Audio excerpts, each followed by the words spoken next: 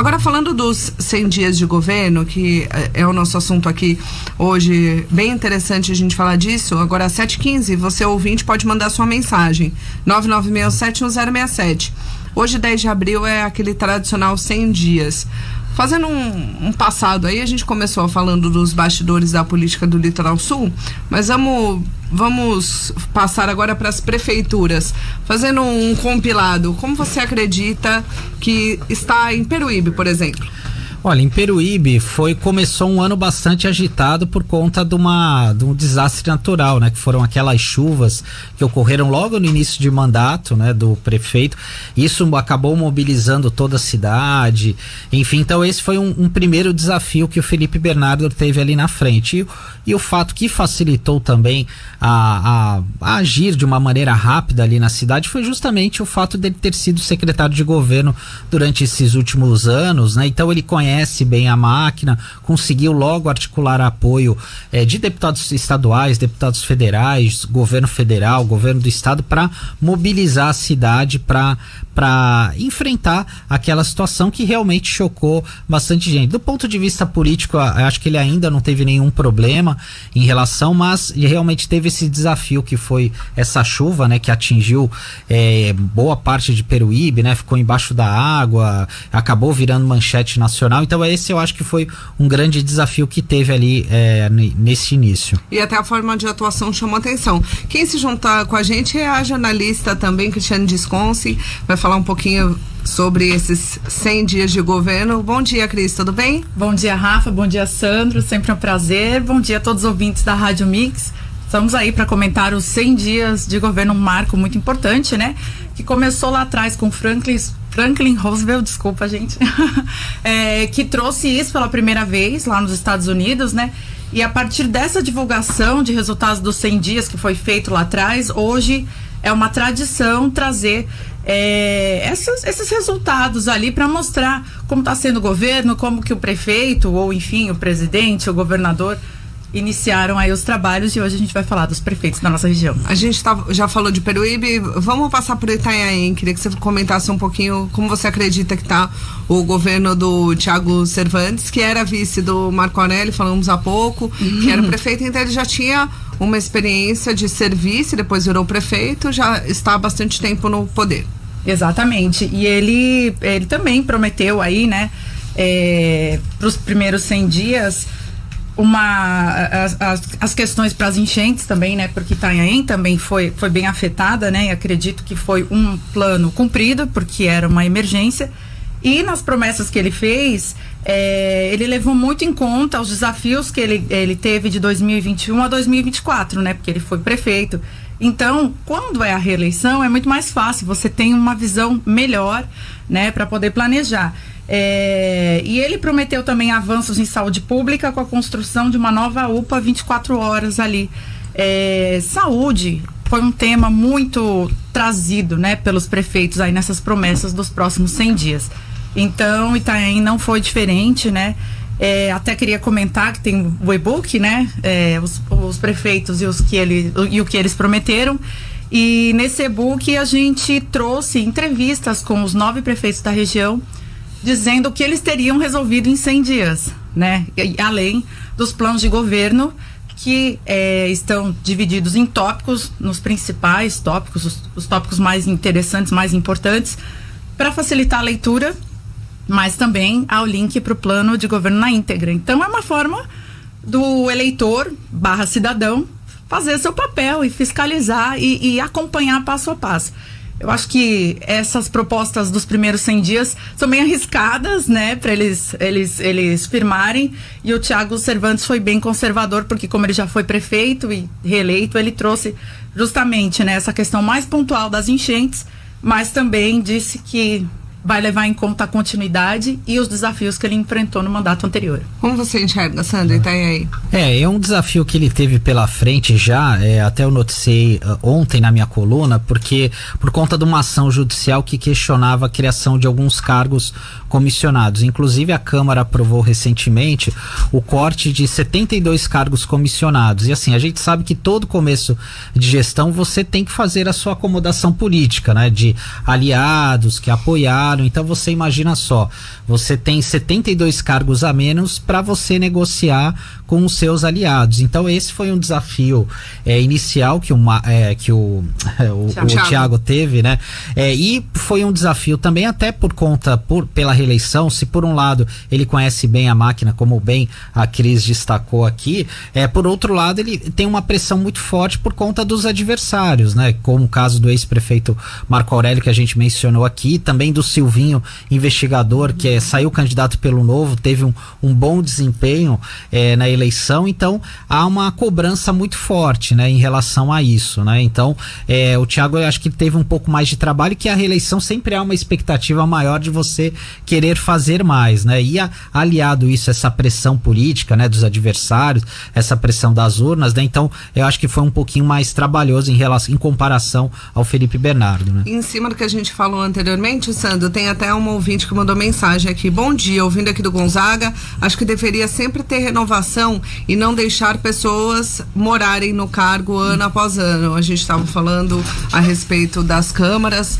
que teve o problema em Bertioga em relação ao presidente da Câmara, mas segundo o ouvinte aqui, isso também vale para aqueles cargos de confiança. Então é um respiro ali que às vezes as cidades acabam não tendo. Você vê que tem pessoas que, de fato, muitos são servidores, também é importante o destaque. Exato. Às vezes o morador, ele acha que a pessoa está há muito tempo no cargo, mas essa pessoa, muitas vezes, ela fez concurso público. Servidor de carreira, né? É um servidor de carreira, e isso é importante também, porque é uma valorização que os servidores merecem.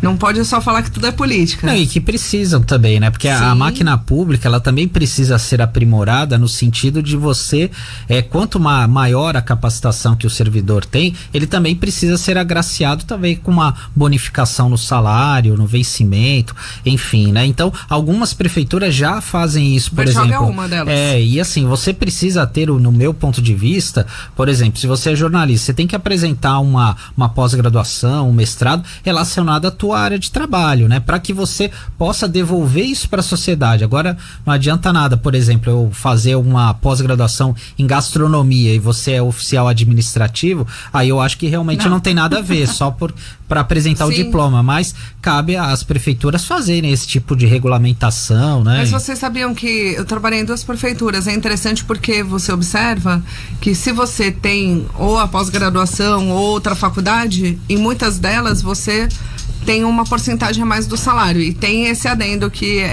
precisa ser da sua área. Sim. Então é importante. Eu acredito que muitas vezes quando as pessoas comentam de máquina pública, temos que ter esse olhar também dos cargos para servidor de carreira ou até pessoas que vêm de fora que sim são competentes. Claro. Nem tudo é política. Não deixa de ser um mercado de trabalho também, Lógico. né? A gente tem que ver isso, e o profissional, quanto mais capacitado, sim, merece. Melhor pra cidade. Exato. E vai prestar um melhor serviço e merece ser melhor remunerado, com certeza. Sem dúvida. A gente já volta a conversar, agora 7h23, vamos fazer um break, mas antes prestar serviço pra galera. Melhor mix do Brasil. Voltamos a apresentar Jornal da Mix. A sua manhã com mais informação. Jornal da Mix. Mix 728, já de volta com o nosso J-Mix. Estou gostando de ver bastante gente mandando mensagem, 996171067. Já vamos ler mais mensagens de ouvintes que estão comentando o nosso assunto aqui, que é os 100 dias de governo, mas só pra gente não perder a conversa que tá rolando ao longo dessas últimas semanas e essa semana mais intensa, só vamos dar uma passada rápida no tarifaço do Trump. Como vocês têm enxergado essa questão? Tô aqui com o Sandro Tadeu, jornalista, e a Cristiane Desconsin, também jornalista. Bom, eu vejo que a China não está se dobrando ao Trump, e isso está sendo muito bom, assim, para o mundo, né? A gente vê que o Trump está com uma visão muito anos 2000, vamos dizer assim, e hoje ele está enxergando que o mundo tem outros polos importantes. A gente vive um mundo mais globalizado do que nunca hoje em dia, né? A pandemia mudou uma série de formas como a gente se relaciona, e acho que equalizou aí as nações, né? Hoje a China tem um potencial absurdo, produção, exportação, etc. E essa briga aí não está trazendo benefícios para o Trump e nem para a economia americana, o que é um problema, porque o eleitor do Trump estava pensando numa melhora econômica ali dos Estados Unidos. E ele muda de ideia toda hora, também mexe com o mercado internacional, com a economia mundial, e o dólar, em vez de baixar, ele fica oscilando, e aí fica difícil, não é, Sandra? Não, é difícil, né? E o Trump, ele é desse jeito, né? No primeiro mandato dele, ele já agia dessa forma intempestiva, só que parece que ele está ainda pior. Tanto é que os índices de popularidade dele se deterioraram numa velocidade impressionante, assim, tão grande como foi a votação dele, por conta da expectativa criada, né? Olha, era o MAGA, né? O Make America Great Again, enfim, e no final das contas ele está trocando os pés pelas mãos e causando todo esse alvoroço, não somente nos Estados Unidos, mas no planeta todo, né? Por conta dessas taxas que estão sendo aplicadas, aí uma hora ele vai aplicar, depois já recuou. Isso. E aí, como a Cris citou aqui, a China de fato aí tá fazendo esse jogo duro, né, em relação aos Estados Unidos, e os chineses, eles têm uma forma de enxergar o mundo totalmente diferente dos ocidentais, né? Então, e até o Trump conseguiu a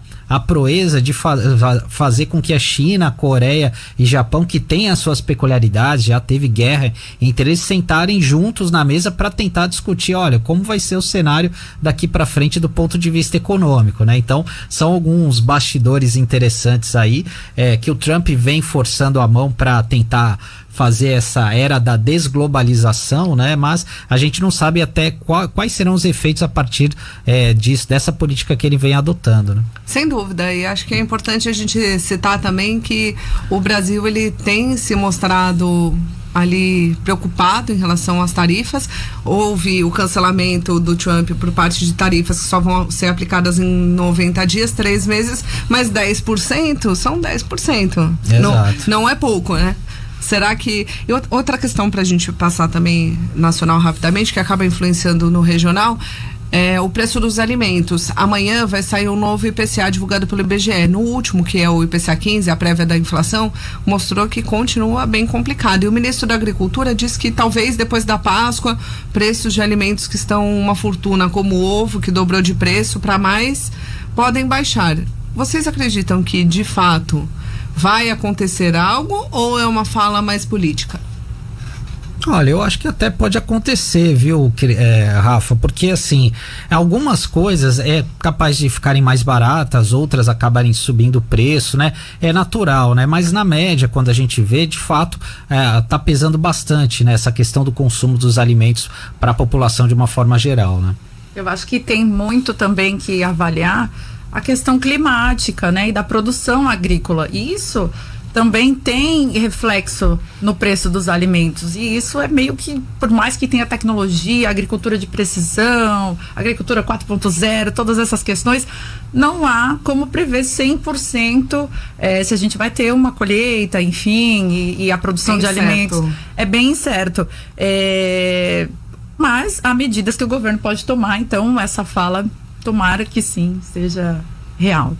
Agora, voltando aqui ao nosso quintal, que é a nossa Baixada Santista, estamos falando dos 100 dias de governo, queria que vocês continuassem ali na nossa zona geográfica. A gente falou de Peruíbe, Itaém, vamos falar de Mongaguá um pouco. Com a incerteza política, dá para avaliar alguma coisa ou fica complicado? Porque Mongaguá, na verdade, tem um histórico de problemas. O Sandro falou da eleição suplementar de 2018, aliás, eu era repórter aqui da VTV SBT na época e cobri. Você via que os moradores, eles estavam muito irritados porque já tinham tido um problema anterior com um prefeito que foi preso por conta de problemas na educação. Isso. E aí depois veio essa eleição suplementar. E depois passou um tempo, mudou de prefeito de novo. Agora é sem certeza. Como vocês... Dá para avaliar 100 dias de caos ou será muito? Eu acho que da gestão em si, porque a gente está falando de uma gestão interina, que é do Tubarão, né? O Luiz Berbige Oliveira, que é o presidente da Câmara, e acabou sendo alçado à condição de prefeito por conta desse imbróglio em relação à eleição. Então eu acho que fica até prejudicado, viu, Rafa, da gente fazer uma análise, porque ele tá ali nesse mandato tampão. O que a gente percebe é que o Tubarão, ele fez algumas melhorias na parte de zeladoria, inclusive algumas pesquisas de opinião mostravam uma possibilidade dele sair candidato, até por conta desse trabalho que ele começou a fazer como prefeito, e diante dessas articulações políticas, ele foi alijado desse processo. É uma situação muito ruim, principalmente para o cidadão de Mongaguá que elegeu o Paulo Wiazowski. Você entrevistou quem no seu rebook? Todos eles. Não, em Mongaguá. O Paulo Wiazowski, porque esse e-book foi construído a partir do resultado da eleição. Apesar de que a candidatura dele já vinha com essa ressalva, havia a possibilidade de sim ele assumir, né? Sim. E como ele foi eleito, mas não empossado, vamos deixar bem claro. Ganhou, mas não levou. Isso, ganhou, não levou. E justamente por contas públicas de 2012, né, que foram votadas, quer dizer, houve aí uma questão também que a gente pode entrar em termos de uma brecha aí na justiça, porque deveria prescrever isso. Como é que vão pegar umas contas de um prefeito de 2012 e jogar para 2024, quer dizer, 12 anos depois? E isso alguém vai... comeu bola nesse caminho, né? Alguém planejou nesse momento, né? Sim. Então, a gente entende que pode ter acontecido uma questão dessa, né? Ele tinha planos para reabertura da maternidade municipal, por exemplo, né? Que está fechada, enfim, e reequipar o hospital, trazendo a saúde da mulher e da criança. Então, esse era o plano dele para 100 dias. Obviamente, não ocorreu, e enfim, como o Sandro trouxe, né? O Tubarão tá fazendo o mandato dele tampão, mas é totalmente diferente, né? Ele não teve um plano de governo estruturado, ele não se preparou para ser prefeito e tá ali fazendo o melhor possível dentro do que aconteceu, né? Acho que é uma oportunidade, mas... E agora, né, a eleição suplementar 8 de junho, né, Sandro? Isso. 8 de junho e... Provavelmente. Ainda é que saiu uma minuta ontem, mas ainda não foi confirmado. Mas provavelmente deve ser no dia 8 mesmo. 8 de junho. Estão aguardando. E aí a esposa, né, do Paulinho Wiazowski, então vem candidata. Pois é, vamos aguardar os próximos capítulos. Vamos passar para Praia Grande? Queria até que vocês comentassem a respeito dessa nova jornada do Mourão, prefeito pela 6ª vez, muito tempo como prefeito, mas eu até perguntei para ele, quando ele veio aqui da última vez, no final do ano, eu perguntei, e agora, o senhor prefeito reeleito, o que esperar de uma nova antiga gestão? E aí ele falou que é justamente continuar trabalhando em prol do desenvolvimento. A cidade tem crescido muito, hoje é a 2ª mais populosa da Baixada Santista, acho que é importante destaque. Aliás, a Cris mora lá, pode até dar exemplos, mas queria que vocês fizessem uma análise desses 100 primeiros dias do Mourão. Uma questão que foi muito trazida foi a climatização das escolas, né? Foi uma crise que ele enfrentou e, por incrível que pareça, no plano de governo dele, constava a implantação de sistemas de energia solar nas escolas para reduzir custos de climatização nas salas de aula. Quer dizer, já estava previsto, claro que muito provavelmente esse sistema de energia solar ainda não foi implantado em 100 dias, não é uma proposta para os 100 dias, a proposta dele para 100 dias era reduzir as filas de exames e consultas com especialistas, né, a saúde especializada. E falando um pouco do Mourão, Mourão desde 92, se não me engano, é prefeito e elegeu seus sucessores, né, então é um poder aí de muitos e muitos anos. Realmente ele mudou a história de Praia Grande, isso aí é inegável, né? A construção do calçadão da Orla foi um marco ali, mas a gestão dele foi muito além da Orla. As escolas municipais têm uma qualidade superior e tudo mais, e hoje Praia Grande é a 2ª potência aí da Baixada Santista, tem vida própria. Houve um tempo que Praia Grande não tinha vida própria em termos de empregos e condições, etc. Então é uma continuidade, só que eu vejo que ele já não tem tanta tranquilidade hoje para governar, que hoje existem opositores à altura, né? Uma questão aí que ele vai enfrentar, não na próxima, mas talvez daqui 2 eleições, que seria no caso que ele não conseguiria mais se reeleger. Aí a cidade vai ter um divisor de águas, porque a gente vai ver novas lideranças emergindo e talvez uma dificuldade aí para quebrar esse ciclo tão longo de poder que trouxe sim benefícios para a cidade. Eu acho que foi um período mais conturbado do que eu acho que o Mourão imaginava.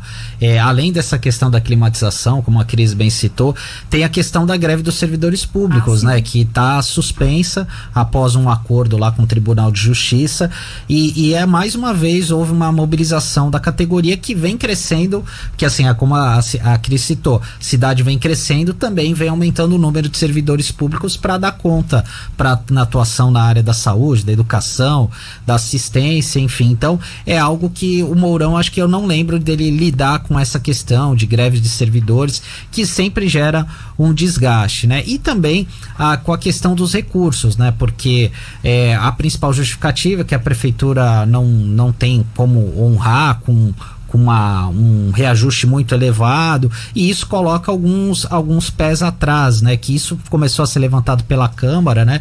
E é curioso, né? Porque eu tenho alguns amigos que acompanham lá e falam, olha, Sandra, agora parece que a gente tem vereador aqui em Praia Grande que a gente não conhecia, né? Porque era meio que um rolo compressor ali das coisas do executivo, e a gente tem percebido algumas pessoas aparecerem, ganhando destaque até por conta das redes sociais, né? Que a própria lógica das redes sociais acaba incentivando, né? Acaba agindo, né? Acaba influenciando, né, essas pessoas a terem uma visibilidade maior quando o assunto é mais polêmico e por aí vai. Você comentou de rede social, mas tem muita gente que reclama, que tem muito vereador, mundo afora aí, que acaba aparecendo mais na rede e na sessão apresentar projeto, nada. Então, é complicado. Vamos mudar de cidade, indo para Cubatão, que fez aniversário ontem. Queria que vocês falassem a respeito. Aliás, se a gente pegar lá na nossa memória, Cubatão foi a cidade que teve a eleição mais acirrada. Foi 430 votos. Pouco ali. mais de 500. 600 e alguma coisa. Só não foi mais apertada que Peruíbe. Peruíbe foram 81 votos de diferença. Então, é importante a gente destacar essa questão do César Nascimento, que também foi mais um que o antigo prefeito elegeu o sucessor. Isso. E eu queria que vocês falassem como é que está essa administração agora de Cubatão nesses 100 primeiros dias. O César, ele acabou sendo reeleito, também foi um feito político do prefeito Ademário, né, que depois de 2 mandatos da Márcia Rosa, que acabou saindo muito mal avaliada do governo, né, inclusive afastada por uma decisão do Tribunal Superior Eleitoral, o Ademário acabou mudando, trazendo muitos investimentos para a cidade e fez como sucessor o César. Um problema da gestão do Ademário foi justamente o relacionamento com o serviço público, né, com servidores públicos. Houve muita mobilização, muitas greves, inclusive o César, ele disse que ia ter um olhar mais carinhoso com a categoria, tanto é que a vice dele é uma servidora pública, né, a Andréa, que é secretária de habitação, foi secretária de habitação, também conhece bem a máquina pública, então eu acho que esse é um ponto de atenção aí por parte do prefeito, né, e também ele conseguiu algo que é muito importante, né, para trazer opinião pública, que é você ter um inimigo comum, que foi aquela polêmica ali do pátio regulador na Ilha do Tatu. Aquilo, de uma certa forma, ele teve uma posição muito firme, dizendo, olha, que a prefeitura não iria aceitar, e trouxe a população com ele, a Câmara, né? Então isso também foi um ponto positivo que ajudou também nessa imagem nesses primeiros 100 dias. Bem, inclusive os vereadores foram a Brasília levar essa questão, né? Bom, o César, né, que foi eleito com pouco mais de 500 votos à frente do Rodrigo Alemão, que foi o opositor dele, né, prometeu que ia entregar 3 importantes obras nos 100 primeiros dias de governo.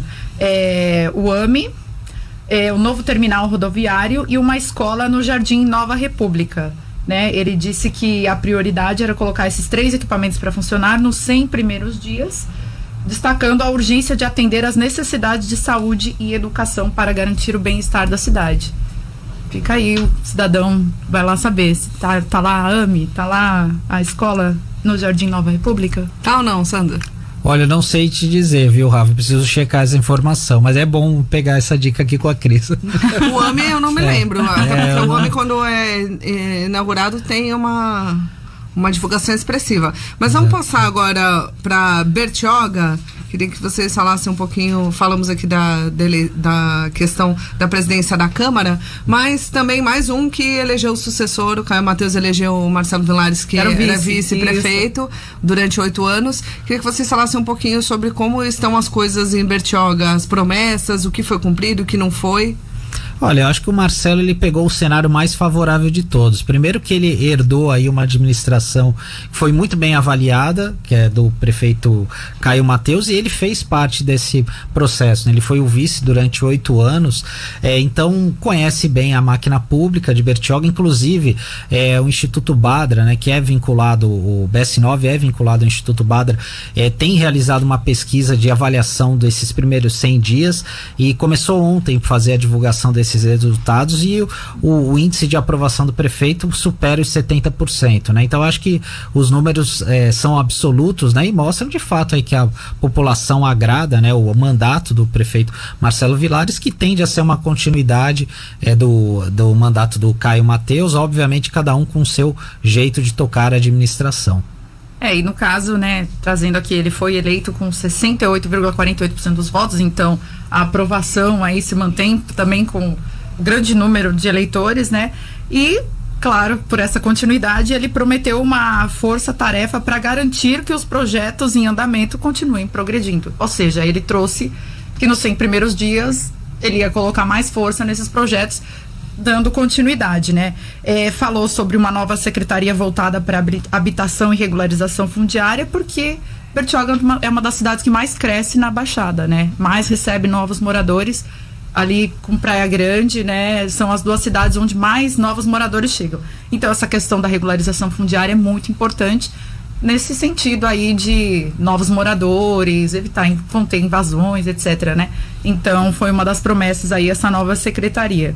Acho que foi a principal promessa, né? Porque é um compromisso em fortalecer a infraestrutura habitacional da cidade. Ainda não foi criada essa secretaria, mas a gente vai seguir acompanhando também essa promessa. Vamos passar agora para o Guarujá. Como é que vocês enxergam? Aliás, Guarujá, de todas as cidades da Baixada Santista, pelo menos, não sei vocês, mas que eu vi, foi a que mais se empenhou em mostrar esses resultados de 100 dias, pelo menos divulgou bastante para poder levar o conhecimento do público. Como que vocês avaliam? Acho que até o prefeito Farid teve uma vitória importante na questão do dia do anúncio do túnel, 27 de fevereiro, que o presidente Lula falou para ele nominalmente que ia ter um Instituto Federal na cidade. Então vamos acompanhar essa questão. Mas e em relação às promessas que ele fez, o que ele cumpriu ou não? Bom, o Farid trouxe uma indignação até na entrevista. Ele disse que desde o final do primeiro mandato, há 16 anos, não foi construída uma escola ou uma creche no Guarujá. Então, é uma das promessas ali dele, não para 100 dias, tá? Mas ele disse que ele ia se voltar muito à educação. Para os 100 dias era uma grande reforma administrativa, com segurança como prioridade, com a instalação de equipamentos inteligentes de monitoramento, principalmente para preparar aí a cidade, porque Guarujá realmente está com índices de criminalidades assustadores, né? Eu acho que na nossa região é uma das questões. E outro tema que ele traz, inclusive no plano de governo, voltando à questão da educação, é a questão do analfabetismo, né? Que, infelizmente, também na nossa região, a taxa de analfabetismo é a maior, é Guarujá mesmo. É uma pena mesmo. O Farid, ele teve essa experiência de ter comandado a cidade de 2005 a 2008, e aí certamente ele aprendeu com os erros que ele cometeu, né? E eu acho que ele foi muito feliz nessa questão de trazer a Guarujá, de dar uma repaginada na cidade que sofreu muito, né? Com os escândalos de corrupção, e ele teve muitos desafios. A gente tem que lembrar, por exemplo, da greve do transporte coletivo por conta do impasse com uma disputa que inclusive a empresa, a City Transporte, está sob intervenção do município pelo período de 90 dias.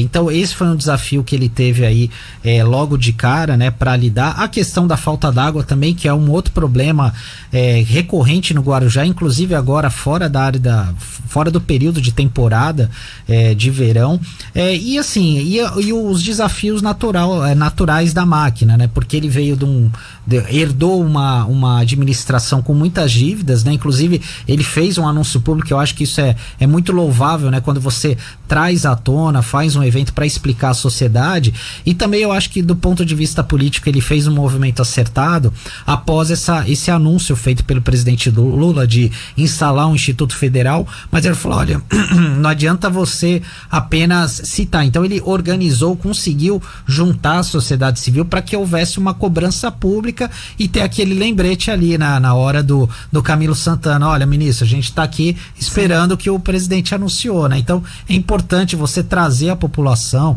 a sociedade civil, para também viabilizar essa promessa feita pelo presidente durante a vinda aqui a Santos. Os nossos ouvintes são os nossos olhos na rua. O Henderson da Van Escolar, um abraço para ele, mandou aqui sobre o terminal de ônibus de Cubatão, diz que está na fase final, então, então é um ponto positivo. Positivo, e a gente fica feliz, né? Sim, sem dúvida. Agora vamos passar para os reeleitos, que a gente tem aí mais 10 minutinhos para poder falar em relação a São Vicente e Santos. Vamos começar por São Vicente. O prefeito Caio Amado reeleito, foi o reeleito com o maior índice de 87,6%. Bastante de aprovação. Foi o quarto prefeito do Brasil com um índice alto, então é importante esse destaque também. Como é que vocês avaliam esse novo governo, novo velho governo, né?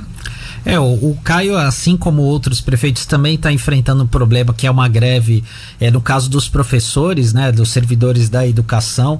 Isso está causando bastante desgaste pro governo dele, Aliás, né? Alguma novidade? Olá, não, ainda não, nenhuma novidade. Há uma conversa para hoje, né, entre as partes para ver se consegue chegar a um consenso, e existe um problema financeiro por parte da prefeitura, né? E isso tem atrapalhado bastante. O prefeito, inclusive, tem utilizado as redes sociais, né, onde ele tem uma presença muito forte, para justificar, olha, que esses problemas que ele está enfrentando são heranças do passado, né? Então ele tem se esforçado para explicar, né? Mas nem sempre a população acaba compreendendo bem. E o que você acha, Cris? Ele prometeu questões de saúde, né? Construção da UPA Central para 100 dias, avançar nas obras da ponte ferroviária do VLT e o asfaltamento de diversas ruas. É importante ressaltar que ele tem um plano também, São Vicente 500 anos, para transformar a cidade até 2032. Então, tem uma série de propostas aí nesse plano que está começando agora, principalmente a expansão do VLT para a área continental, que é muito importante. Aliás, o VLT é um super instrumento que é subaproveitado, né? Então, todo esse trânsito que a gente vê aí, se o VLT fosse mais eficiente ou se ele tivesse uma distância maior aí para percorrer, acho que dava uma desafogada, né? Até pegando o seu gancho, o Praia Grande também tá querendo pegar carona. Eu vi uma manchete que me chamou a atenção, falava bondinho da Baixada Santista, um portal nacional. Eu falei, nossa, nunca olhei por essa. Eu falei, nossa, bondinho. Mas, de fato, o VLT, ele tá ele é bem útil. Tem uma ouvinte aqui falando que o prefeito de São Vicente não está cumprindo o que prometeu na área continental em relação a melhorias. Maria Piedade, a gente vai acompanhar e até perguntar para a prefeitura o que foi feito por lá, para a gente poder trazer aqui para vocês, nossos ouvintes. Agora, 7h52, vamos falar de Santos. Santos, a maior cidade da região, também com mais um reeleito. Quando a gente fala de governo de continuidade, até queria um olhar da Cris em relação a isso. Você acredita, Cris, que quando se tem um governo que já se esteve, como o Marcelo Villares, até pegando o gancho dele, que ele vai continuar o que estava sendo feito, mas no caso do Rogério, que já era prefeito, você acredita que essas obras de continuidade, aos olhos de quem vê, elas acabam parecendo que não estão sendo feitas ou não? De fato, são novidades que a gente pode avaliar como algo que estava demorando e está chegando, ou transformações que estão sendo feitas? Ao mesmo tempo que é mais confortável ter a continuidade, existe essa falsa sensação de, mas qual é a novidade? Não está trazendo nada, atrasou para trazer agora, né? Enfim, então realmente tem esse desafio, mas há o benefício da continuidade mesmo, né? Eu sei que houve aí no começo do programa a questão do presidente da Câmara de Bertioga, mas a continuidade tem seus benefícios, né? Porque é como um servidor que a gente comentou que está há muito tempo no cargo, ele já conhece a função, ele consegue desempenhar melhor esse papel.